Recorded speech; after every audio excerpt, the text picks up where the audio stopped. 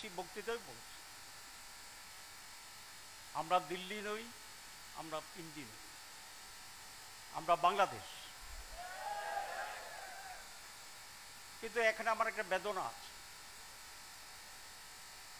৫৪ এবং ৫৫ বছর পরে, এত সময় কেটে যাওয়ার পরে একটি স্বাধীন বাংলাদেশ আজও দিল্লি পিন্ডির স্লোগান আমাদেরকে কেন দিতে হচ্ছে? আমরা তো বাংলাদেশ অ্যান্ড বাংলাদেশ অ্যান্ড বাংলাদেশ। আমি মনে করি না যে আমাদের আইডেন্টিটি ক্রাইসিস আছে, কিন্তু আমাদের ভিতরে হীনমন্যতা আছে। যুবকেরা সেই হীনমন্যতাকে ধুয়ে মুছে বঙ্গোপসাগরে শুধু নয়, প্যাসিফিক পর্যন্ত এটাকে ফেলে দিতে হবে, ছুড়ে দিতে হবে। এই স্লোগানকে আমাদের বন্ধ করতে হবে।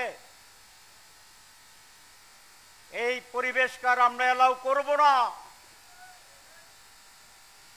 এর কারণ এদের রাজনৈতিক সংকট, আমাদের নেতৃত্বের সংকট। আমাদের নেতারা, আমরা মনে করি ক্ষমতা আসতে হলে অন্যদের সহযোগিতা লাগবে, ক্ষমতা আসতে হলে বিদেশি কোন শক্তির ব্লেসিং লাগবে। এই যে ইনফিরিটি কমপ্লেক্সিটি, এটাই আমাদেরকে স্বাধীন হতে দিচ্ছে না। তোমরা যুবক, তোমরা জুলাইটা প্রমাণ করে দিয়েছ আমাদের শক্তি সবচেয়ে বড় শক্তি।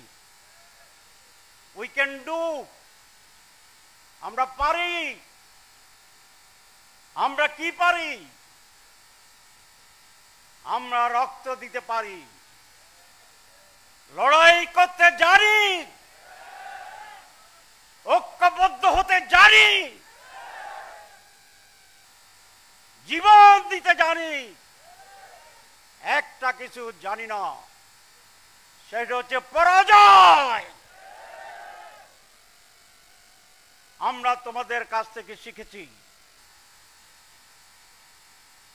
এই ধারার রাজনীতিকে দলীয় ভিত্তিতে নয়, জাতীয় ভিত্তিতে অক্ষুণ্ণ রাখতে হবে। আমরা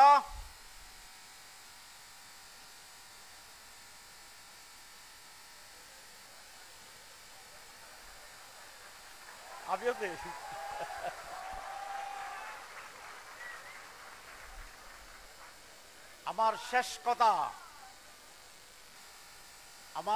কথা তোমাদেরকে ক্ষমতা নির্ভর, ক্ষমতা কেন্দ্রিক রাজনীতি লক্ষ্য হতে পারে না। দেশ, আদর্শ, গণতন্ত্র, স্বাধীনতা, উন্নত বাংলাদেশ, ইন্টারন্যাশনাল স্ট্যান্ডার্ড এডুকেশন, ভ্রাতৃত্ব, এই হবে আমাদের রাজনীতি ভবিষ্যতের। সবাইকে ধন্যবাদ।